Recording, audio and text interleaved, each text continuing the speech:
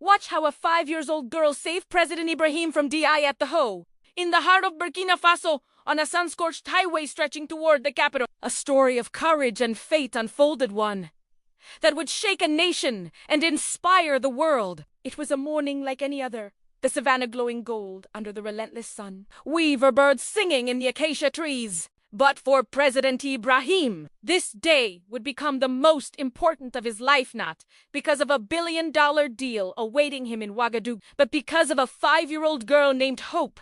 The presidential convoy, a sleek procession of black armored vehicles, roared down the highway. Inside, President, dressed in traditional bubu, reviewed documents that could secure the future of his embattled nation. "We must reach the capital in 2 hours," he told his assistant, Kofi. The stakes were high.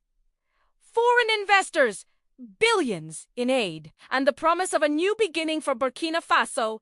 The highway was clear, the journey smooth. Nothing, it seemed, could stop the convoy until a small figure darted from the roadside bush, planting herself squarely in the path of the president's car. The lead driver slammed the brakes, tires screeching, dust erupting into the air. Guards leaped out, rifles raised, shouting for the child to move. But the girl stood her ground, her tattered dress billowing, her bare feet rooted in the earth. "I need to see the president," she declared, her voice steady and clear. The guard scoffed, urging her to leave, but she refused to budge. "You will not pass here.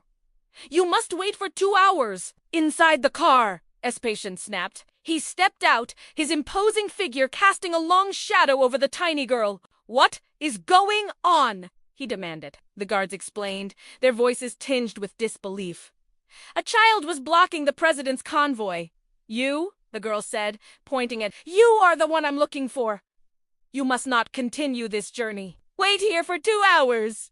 The guards mocked her. Laughter echoed across the highway. But the girl later known as Hope stood firm, her eyes shining with conviction. "If you pass this road now, you will not make it," she warned. S. brow furrowed. He knelt to meet her gaze, searching for a lie, but finding only truth. "Who are you?" he asked. "My name is Hope," she replied. "I have no father, no mother. I sleep under the tree by the old well. But I saw this in my dream, and I had to stop you." Her words echoed an ancient proverb. "A goat does not run in the daytime for nothing." The guards grew uneasy. Superstition runs deep in Burkina Faso, where dreams and omens are woven into daily life. Still, Kofi urged the president to continue. The investors were waiting. The deal would not wait. But as the minutes dragged on, doubt gnawed. He recalled his grandmother's stories of ancestors who spoke through dreams, of danger foretold by the wind. Could this child be a messenger? Hope sat quietly on a roadside stone, eyes fixed on the horizon, trembling but resolute. The guards whispered among themselves. "She's not afraid, not of us, not of the president," one murmured. Captain Musa, the lead guard, admitted. "She speaks like an elder, but she's just a child. I don't know what to make of her."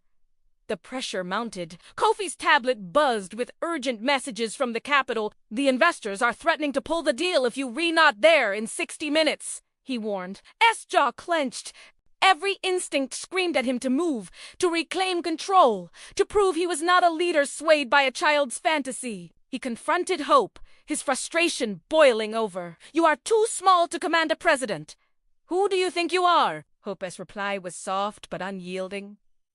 "Even a lion pauses when the antelope refuses to run," the guards gasped, their skepticism shattered by the wisdom in her words. "Sometimes danger does not come like thunder. It comes quietly, like an antelope that does not run. And when the lion attacks, it falls into a trap." Stood silent, her parables sinking into him. A big man who refuses to listen to a small warning becomes the loudest cry in the graveyard. Hope finished. The highway fell silent. The president's pride, his logic, his duty all crumbled under the weight of her truth. He turned to his guards. "We wait.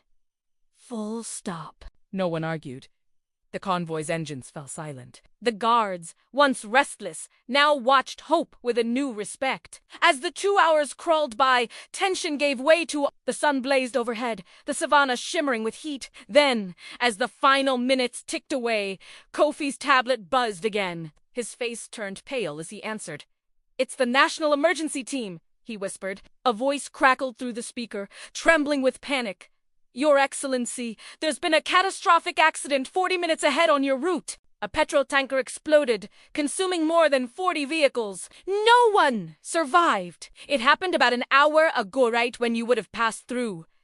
Shock rippled through the convoy. The guards stared at Hope, tears streaming down hardened faces. Sergeant Diao, once the loudest skeptic, sank to his knees. Captain Musa's stoic mask crumbled. Kofi buried his face in his hands. President stepped from his car, his legs unsteady. He approached Hope, knelt before her, and whispered, "You saved my life." "It was not me," she replied softly. "It was the dream I was given. You could have ignored it. But you stood before my convoy, before me, a man everyone fears. You risked everything. I was afraid too," Opie admitted, "but I was more afraid of what would happen if I didn't speak." Bowed his head, overcome by the courage of a child. How many children your age would stand before a president? How many would face the fire of doubt and still speak? "I only did what the wind told me," Hope said, her voice a quiet melody. It spoke, and I listened. The president took her hand and turned to his guards. "Prepare the convoy. We return to Ouagadougou, but this time she comes with us." Back in the capital, Traoré called an emergency meeting. In the grand hall of the presidential palace, he recounted the miracle. "Today, I was saved by the smallest among us," he told his officials, guards, and staff. "This child, with no shoes, no family, saved the president of a nation, his men, his dreams. And she did it with nothing but her voice. From that day, Hope was no longer an orphan. She is my daughter," declared. "I will raise her in this palace, protect her, and give her everything she needs. She is not just a child, she is the hope of Burkina Faso." Her story swept the nation. A big man who refuses to listen to a small warning becomes the loudest cry in the graveyard. Hope became a symbol, a beacon that no voice is too small to change the world. President Traoré, humbled and transformed, launched new initiatives for orphans and the powerless, guided by the lesson of Hope's courage. He visited the tree where she once slept, vowing that no child would be left behind. Hope's name became legend, her story a testament to the power of a single voice.